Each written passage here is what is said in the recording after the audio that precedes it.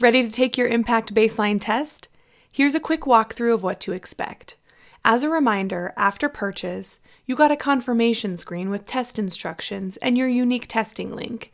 You should have also received this email. Once you're finished reading the instructions, click on the testing link to take your test. Select the language you're most comfortable with. Be sure to disable your pop-up blocker before launching the test, as it opens in a new screen. This code automatically populates, so do not change it. Simply click Validate. Next, you'll see a short instructional video. Watch it to ensure you're ready to take the test. Put your phone away and be sure you're in a quiet place. The test must be taken on a desktop or laptop computer. Do your best on all parts of the test.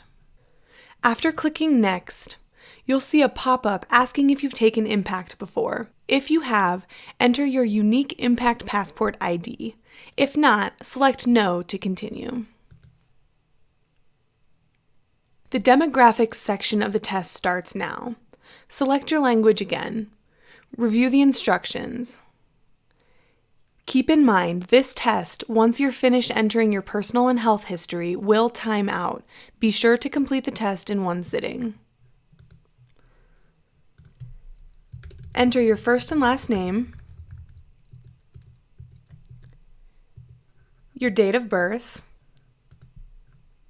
and your gender. Answer the questions on the following screen.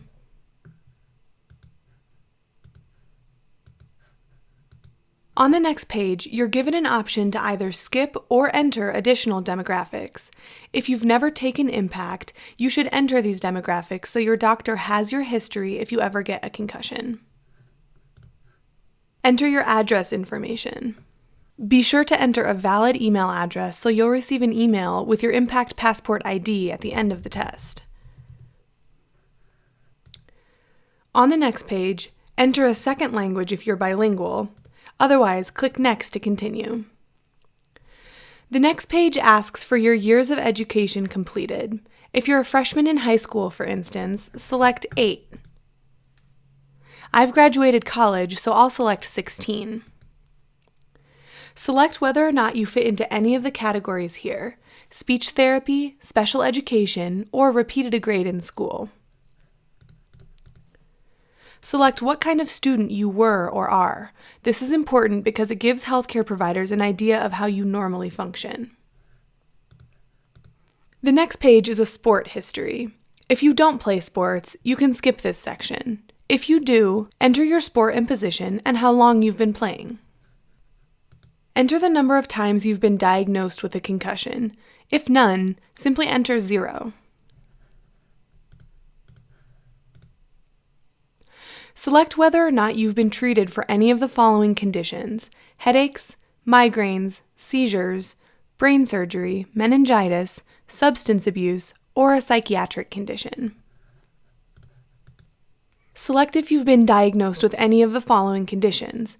This last one is particularly important. You shouldn't take a baseline test after strenuous exercise.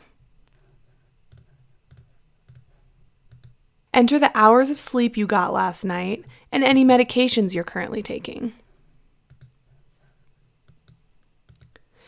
Next, you'll enter any symptoms you're currently experiencing, 0 being none and 6 being the worst you've ever felt. Finally, we'll start the actual test. Read the instructions carefully and make sure you understand them before going through each module.